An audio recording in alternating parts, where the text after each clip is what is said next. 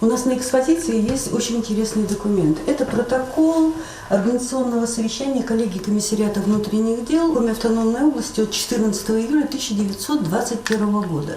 И на этом совещании было принято решение о создании областной милиции Коми. Начальника милиции назначают Василия Петровича Осипова. И его первый приказ под номером 1, подписанный им от 16 июля 1921 года, принято считать началом образования милиции Коми. Первая милиция в Коми-крае появилась еще в 1917 году. В период Временного правительства ее назвали «Народной». После прихода к власти большевиков она стала рабоче-крестьянской. Усть-Сысольское управление подчинялось тогда главку Северо-Двинской губернии. И только с образованием в 1921 году отдельной Коми-автономной области наши стражи порядка получили, наконец, полную самостоятельность. Так началась славная, сложная, противоречивая, наполненная драматизмом история республиканского МВД.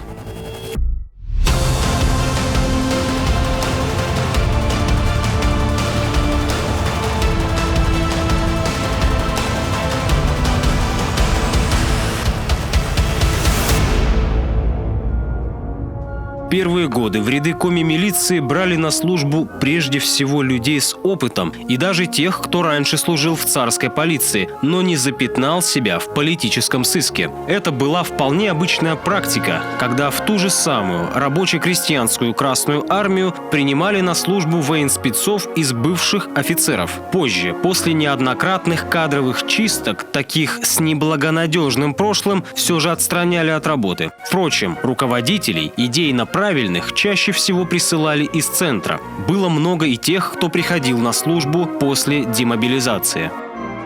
Раньше же для того, чтобы поступить на работу в милицию, люди были попроще и в заявлениях писали «нечем кормить семью». Но если он отвечал 3 требованиям, признавал советскую власть, ему было 18 лет, и он был вполне грамотным. Все. Ты можешь приходить и служить. Вот в 26-м году у нас были организованы первые курсы и учили не только милицейским премудростям, но учили русскому языку, изучали борьбу джиу-джитсу, изучали дело Ленина, Сталина. В общем, неграмотный человек обучался всему. Первые милиционеры были одеты кто во что горазд – и в военную форму, и в гражданскую. От обывателей их отличали металлические нагрудные знаки или нашивки. Вместо привычных нам звезд на погонах тогда были впервые введены ромбы, круги и полукруги. С 23-го года у советских милиционеров появилось свое, весьма оригинальное, ни с чем не сравнимое обмундирование, из-за которого стражи правопорядка даже получили в народе прозвище «снегири». Правда, милиционеров Коми это не коснулось, поскольку цвет головных уборов у них был темно-синий, как и у коллег в других автономных областях. Впрочем, в целом снабжение, особенно в первые годы, было крайне скудным. Доходило до того, что приходилось даже, как бы выразились сейчас, искать спонсоров. По мундированию, конечно, очень бедно. Иногда и пользовались своей одеждой, выдавали какие-то денежку небольшую. В начале промышленной милиции пишет в 21 году в заводоуправлении Сереговского солеваренного завода и просит 13 пар лаптей. А директор накладывает резолюцию, что, лаптей нет, по навигации лапти будут сначала своих обои, а потом вашим по остаточному принципу. С оружием было очень плохо. Какое было оружие у милиционеров сразу после гражданской войны? Мосинская винтовка и револьверы. Несмотря на нехватку профессиональных кадров, первые милиционеры довольно успешно боролись с преступностью в Коми-крае. Кроме традиционных бытовых преступлений, краж, грабежей, пьяных драк и убийств, стражи порядка активно боролись с повальным самогоноварением. И дело тут не в борьбе за трезвое советское общество, которое строило коммунизм. Все было намного прозаичнее. В голодающей стране попросту не хватало хлеба. В 30-е, 40-е годы картина преступности сильно не изменилась. изменилось. С повсеместным распространением на территории Коми исправительно-трудовых лагерей, к которым милиция отношения никогда не имела, стало много беглых заключенных, которых стражам порядка приходилось задерживать, часто с риском для собственной жизни. Зимой 1942 года осужденные лагпункта Лисарей Творкутлага возле села Устюса устроили бунт, захватили почту, освободили из КПЗ арестованных и попытались занять здание райотдела НКВД, чтобы затем двинуться к железнодорожной станции Кожва и поднять большое восстание дальше в лагерях севера и юга. При отражении атаки пали смертью храбрых 4 милиционеров. Еще несколько было ранено. Кроме стражей правопорядка, при ликвидации восстания погибли 22 сотрудника НКВД и 14 гражданских. Великая Отечественная война сократила ряды Коми-милиции на 687 человек. 273 из них так и не вернулись домой. Примечательно, что 8 стражей порядка вошли в состав партизанского отряда Чапаев, который был создан по указанию обкома Коми АССР и отправлен в 1942 году на Карельский фронт устраивать диверсии в тылу врага. В основном это были сотрудники Севжелнурлага. Там были наши сотрудники, там у нас был участковый, водитель. 8 человек было наших сотрудников, в том числе врач партизанского отряда была наша девушка. Газета «Правда», и там заметки о операциях вот этих партизанских отрядов. Интересно, не называется, конечно, не название отряда, просто местечко, где они разгромили там финнов, где они отступили, где какие бои проходили. Когда их расформировали, то они продолжали служить просто на других фронтах. Вместо ушедших на фронт мужчин в ряды милиции пошли девушки. В годы войны именно на их хрупкие плечи легла охрана правопорядка в Коми АССР, в том числе поимка вооруженных преступников. После победы над врагом и возвращением демобилизованных мужчин они уступили им свои места, перейдя в более спокойные подразделения милиции. Ну а вчерашние фронтовики с рвением стали наводить порядок на улицах городов и районов. Старейший ветеран МВД Коми Федор Григорьевич Симпелев, который в этом году отметил 102-й день рождения, за время службы в Сыктывкарской милиции задержал не один десяток преступников. А все из-за особой хватки, которую он приобрел на войне. Старшину как огня боялись все карманники столичного рынка. Одного из них пришлось брать в студеной воде. Все убегал, как там прыгал, здоровый он был. Думал, что я туда не зайду, наверное, думал он. Потом достал, лежу на палках делано. Я сейчас тебя горло режу, говорит. Потом говорит, поймешь меня. Я не думал, я бросился в воду, ему по носу заекал, потом кровь пошла снова.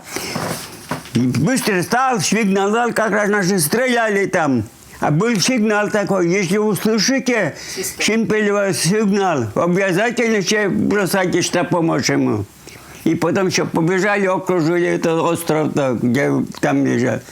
Задержали, и он 2 года сидел. После отбытия срока или амнистии многие уголовники оставались жить в Коми, усугубляя криминогенную обстановку. Закоренелые преступники приезжали в республику и в период больших комсомольских строек 60-х, 70-х годов, чтобы замести следы. Уроженец Ярославля, вор-рецидивист Владимир Липкен приехал по оргнабору в лесную промышленность, сменил паспорт, завел семью в Карткировском районе и, казалось, начал новую жизнь. С октября 1963 по март 1964 года он совершил серию нападений на молодых женщин и девушек, в том числе несовершеннолетних. Подкарауливал в темных переулках, накидывался сзади, душил петлей до потери сознания, а затем насиловал. В милицию обратилось 10 потерпевших, и было понятно, что это далеко не все жертвы. Провинциальные жители были в панике. Кроме стражей правопорядка, улицы столицы патрулировали партактив, комсомольцы и народные дружины. Выражаясь образно, оперативники практически рыли носом землю. Но все было тщетно. Он хитрый, умный, но преступник заядлый, интересный, опасный. Патрулировали, смотрели, контролировали, но никому не попадал он. Поэтому очень долго не могли поймать, не могли раскрыть. Уголовный розыск располагал лишь художественным портретом насильника и пуговицей, сорванной с его одежды одной из жертв. Потерпевшая расцарапала рецидивисту лицо. У оперативников появилась серьезная зацепка. Агентурная сеть вывела на Владимира Липкина, который периодически приезжал в Сыктывкар со своей бригадой за сборно-счетовыми домами. И пока шла погрузка, он отправлялся на криминальную охоту. Дома в Карткиросе подозреваемого оперативники не обнаружили. Оказалось, мужчина, почуяв преследование, переоделся в женскую одежду и скрылся на машине. Позже сыщики задержали его на родине в Ярославле. Серийного насильника приговорили к расстрелу. 60-е, начало 80-х годов по праву считаются золотой эпохой советской милиции. В этом большая заслуга министра внутренних дел СССР Николая Щелокова. Значительно улучшилось снабжение органов внутренних дел, усилились кадры, ну и самое главное, престиж службы достиг небывалых высот. Значительную роль в этом сыграли многочисленные советские фильмы, прославляющие стражей правопорядка. Этот фильм рассказывает о людях, которые сегодня работают в нашей милиции и которые нашли в этом свое жизненное призвание. Нам хочется, чтобы они не только привлекали вас своей проницательностью, находчивостью и смелостью, но и стали просто по-человечески понятны и близки вам. Впрочем, это уважение простых людей стражи правопорядка заслужили сами, ежедневно, самоотверженно выполняя свой профессиональный долг. В те годы кадровый костяк органов внутренних дел формировали из числа выпускников юридических вузов и школ милиции. Анатолий Петрович Песцов приехал по распределению в 1976 из Свердловской области. Начинал работать обычным следователем в Ижвинском районе Сыктывкара. Говорит, было непросто, причем не только из-за нехватки помещений, транспорта и печатных машинок, а из-за особенностей спецконтингента. В то время в микрорайоне проживало на так называемой химии множество условно-досрочно освобожденных, которых задействовали на строительство лесопромышленного комплекса. К примеру, райотдел располагался в одном из малосемейных общежитий, в эпицентре краж, семейных скандалов, хулиганства и пьяных драк, которые порой было просто сложно расследовать, поскольку трудно было установить иногда и лиц их совершивших, потому что вот эта категория, они серьезно покрывали друг друга, да, это компенсировалось вот именно профессиональной подготовленностью молодых специалистов. Мы умели сами, штаты были небольшие, да, 1-2 эксперта в отделе. Выезжая на место происшествия, ты практически делал все сам. Изымал следы, там, допрашивал людей, фиксацию вел, фотофиксацию. Относительно спокойная советская эпоха, когда зверские преступления случались эпизодически, закончилась в середине 80-х. Спекуляция, форцовка, рэкет – новые слова прочно вошли в лексикон того времени. Сухой закон и перестройка, которые опустошили прилавки магазинов, еще больше обозлили людей. Развал Союза, крах советской государственности и законов порождали хаос и анархию. Этим воспользовались представители преступного мира. Благодаря оперативным сотрудникам уголовного розыска, подразделению по борьбе с организованной преступностью, независимо от направления экономическое там, или, так сказать, бандитское направление, удалось сдерживать именно сидеть. Я скажу вам, 92 год, тогда за год где-то 17 групп нам удалось обезвредить. В этой напряженной обстановке изменилось и отношение общества к милиции. На смену героям советского кино и газет пришли оборотни в погонах, взяточники и проходимцы. Такой тяжелый морально-психологический прессинг выдерживали не все сотрудники. Задержка зарплаты, элементарные проблемы с детскими садами и получением служебного жилья вынудили уходить из МВД профессионалов, отдавших не один год службе.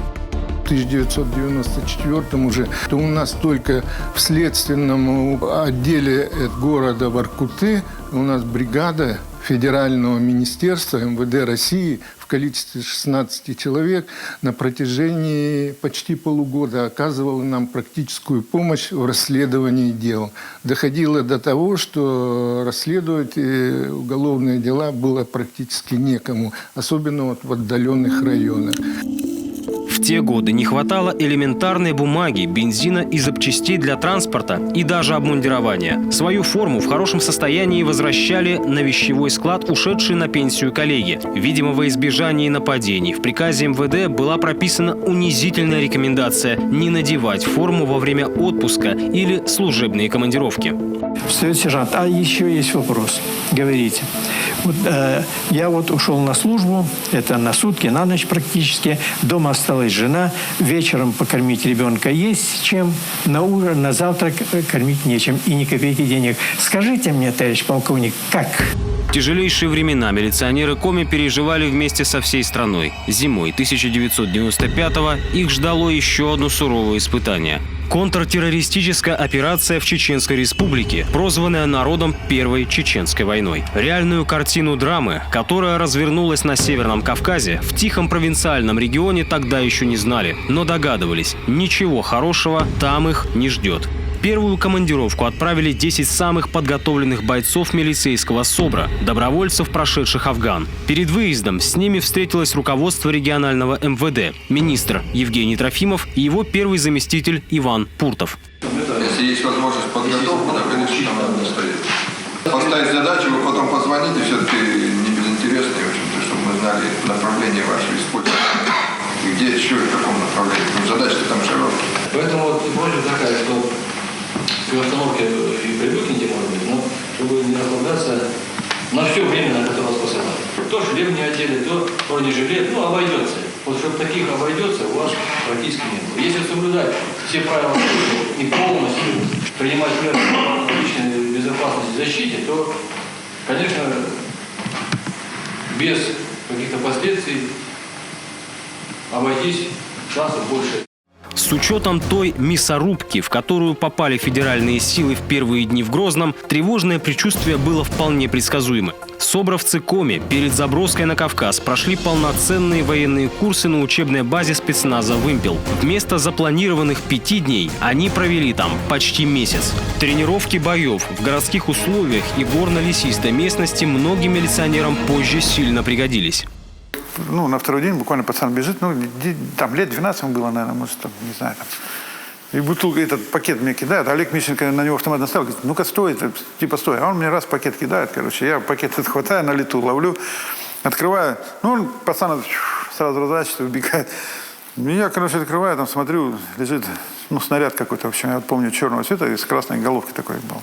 Саперы приехали, потом, как они нам сказали, что то, что он был как на боевом взводе, в общем-то, так сказать, реально взрывоопасный, это, говорит, если бы он, взорвался, вас бы, взрывной волной этим БТРом, накрыло. Вы зря, за ним прятались, типа такого, за этим БТРом.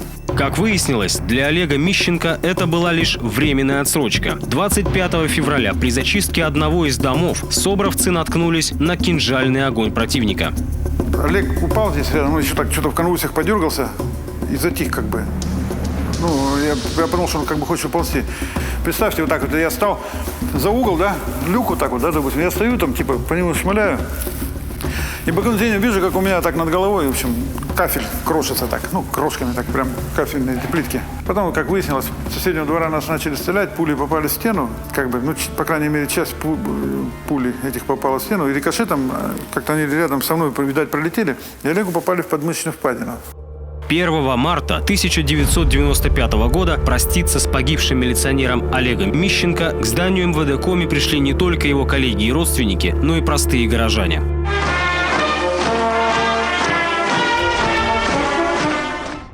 За четверть века в полугодовые командировки на Северный Кавказ стражи правопорядка Коми отправлялись более 100 раз. Горнила первой и второй чеченской кампании, кроме спецназовцев, прошли все подразделения регионального МВД. 11 сотрудников погибли при исполнении служебного долга. Но эти жертвы были не напрасны. На многострадальной земле, наконец, наступил мир. В целом сотрудники Коми оставляют очень впечатлительный положительный след.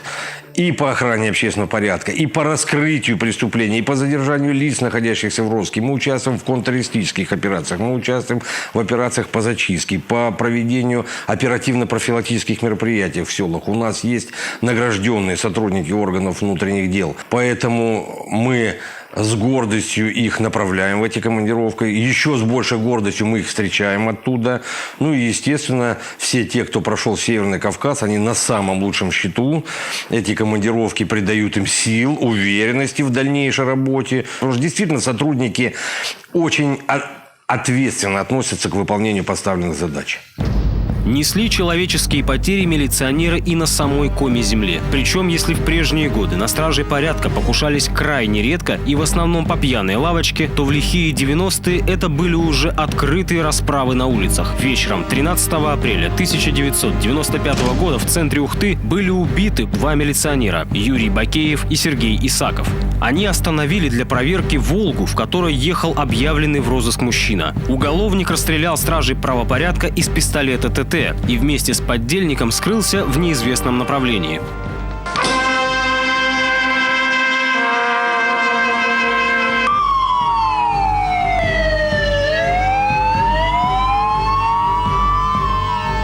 Дичайшее убийство не могло остаться безнаказанным. В Ухту прибыло подкрепление из Сыктывкара, уголовный розыск, СОБР, ОМОН и спецназ УИН. Город, по сути, был отцеплен. Машины тщательно досматривались. 10 дней и ночей милиционеры проверяли увеселительные заведения города одно за другим, попутно задерживая других криминальных личностей. На след подозреваемого вышли через неделю. Он пытался скрыться на нескольких адресах. Во время последнего штурма квартиры вооруженный преступник угрожал всех подорвать. Спецназовцы рискнули и ворвались внутрь, чтобы обезоружить убийцу. Мужчину сразу не нашли и даже сначала подумали, что он сбежал. Я случайно увидел свет в туалетной комнате и говорю, он здесь. Схватился за ручку дверей, услышал щелчок, я сразу понял, сработала граната. Сзади меня находился командир спецназа УИН. Спасибо ему, он схватил меня, выдернул оттуда. Как только у меня рука ушла, взрыв произошел, полетела дверь, трубы сорвались. Я взглянул, он сидит на унитазе, весь разорванный от гранаты. Вот так закончилось задержание. 2000-е ознаменовались масштабной реформой всей правоохранительной и судебной систем, законодательной базы и, самое главное, наведением порядка и улучшения снабжения. Государство наконец осознало, на чьих плечах лежит главная обязанность по сохранению правопорядка в стране. Стал снижаться уровень преступности и повысилась раскрываемость. Повальное увлечение молодежи уголовной романтикой сошло на нет. Люди стали спокойно гулять вечерами по улицам и не бояться внезапных нападений. Нарастив мускулы, правоохранители начали одну за другой ликвидировать организованные преступные группировки, которые долгие годы держали в страхе жителей городов и районов. Первой под мощным натиском региональных МВД, ФСБ, СКР, УФСИН и прокуратуры в 2008-м пала Логиновская ОПГ в Эжвинском районе Сыктывкара. Всего по делу был арестован 21 человек. Членам банды вменили грабежи, разбои, поджоги и похищение людей, хранение арсенала оружия и, самое главное, 11 убийств. Получение у фигурантов признательных показаний было крайне сложной задачей. Долго молчали и больше полусотни потерпевших. По итогам рассмотрения дела в Верховном суде Коми 3 главарям банды назначили пожизненное лишение свободы. Остальные получили различные сроки лишения свободы. По поводу предпринимателей, которых крышевали логинская группировка, понятно, что люди боялись давать показания, писать заявления. Приходилось убеждать, проводить долгие беседы, но в итоге соглашались рассказать правду и помочь следствию, грубо говоря, единицы. Боялись за свою жизнь, здоровье, за имущество. Степень общественной опасности данной группировки была в том, что они действовали на территории определенного района, также имели обширные связи, в том числе правоохранительных органов. Мощные коррумпированные связи с правоохранителями имела и воркутинская преступная группировка «Домбытовские», или, как ее называли по фамилиям ее создателей, Ифы Козлова. К ликвидации бригады силовики приступили в марте 2012-го, причем сразу в нескольких городах России. Основная сложность заключается в том, чтобы не допустить утечки информации. О предстоящей операции, о том, что будет задержание именно в этот день, знало меньше 10 человек. В городе Воркуте ни один сотрудник не знал о том, что будет происходить. Отсюда вылетели люди туда, наши сотрудники. И по сигналу тревоги был объявлен общий сбор отдела полиции. И, соответственно, в этот день им просто раздали конверты запакованные, попросили оставить все сотовые телефоны, и в результате чего выдвинули на задержание активных членов данной группировки. В итоге под следствием оказалось 25 человек, в том числе один из предполагаемых лидеров Юрий Козлов. Второй главарь Олег Ифа и трое видных участников ОПГ успели скрыться и были объявлены в розыск. 5 обвиняемых, заключив досудебное соглашение с прокурором Коми, согласились сотрудничать со следствием. Остальные 20 человек своей вины не признали. Кроме 11 убийств и 3 покушений, им вменили похищение человека, вымогательство, незаконный оборот огромного арсенала оружия. Сначала Верховный суд Коми назначил 2 фигурантам, в том числе лидеру Юрию Козлову, пожизненное лишение свободы. После пересмотра дела апелляционная коллегия Верховного суда России, убрав ряд обвинений, значительно смягчила наказание всем фигурантам. Руки! В 2017-м силами МВД и других силовых ведомств была обезглавлена группировка Юрия Пичугина. По данным силовиков, это преступное сообщество также появилось в начале 90-х, но в отличие от других, оно охватывало всю республику. В какой-то мере и сами логиновцы, и даже ифовцы были в зоне ее влияния и контроля. А все потому, что Пичугин, по версии следствия, сначала сам был назначен смотрящим по Коми, а затем, уехав в Москву и получив в иерархии преступного мира высший статус вора в законе, продвигал на место положенцев своих ставленников, продолжая контролировать в регионе все криминальные процессы. Долгие годы его имя наводило страх на жителей региона, а его криминальный статус очень многим навсегда закрывал рты. В такой сложной ситуации правоохранители Коми приложили максимум усилий, чтобы убедить потерпевших и бывших подельников дать показания. 17 пичугинцам предъявили обвинения в 6 групповых убийствах и покушениях, вымогательстве, в незаконном обороте оружия, в особо крупных мошенничествах, а также участию в банде и организованном преступном сообществе. Сейчас это дело рассматривается судом присяжных. Может быть, данная преступная группировка не столько испачкана в крови, как группировка Ифы Козлова. Все прекрасно осознавали, что Пичугин Юрий Викторович никогда ничего не забывает, никому ничего не прощает. Всегда все было сделано на холодную голову, спустя определенное количество времени, не 1, не 2, не 3 года. То есть, чтобы максимально снизить возможности подозрения. Но при этом все знали, что серьезные проступки прощаться не будут. Дать показания в отношении, в том числе вора в законе, это очень серьезный шаг на самом деле в преступном мире. В 2011 году МВД пережило масштабную реформу. С принятием федерального закона о полиции органам правопорядка вернули ее былое дореволюционное название. Целесообразность переименования до сих пор вызывает в обществе споры, но факт остается фактом. С той поры улучшилось материально-техническое снабжение МВД, значительно увеличилась зарплата сотрудников, вырос профессионализм, но и самое главное – вернулся престиж службы. Я считаю, что мы справились с поставленными руководством страны и Министерством внутренних дел с поставленными перед нами задачами. Мы активно воплощаем в жизнь новые, интересные формы и методы раскрытия преступлений. Меня очень радует, что достойно, с честью носят форму сотрудника органов внутренних дел. Им не стыдно идти по улице в форме, одежде, даже свободное от службы время, даже со своей молодой девушкой или женой. И я вам хочу сказать, что они очень дорожат честью мундира, и меня это очень польщает.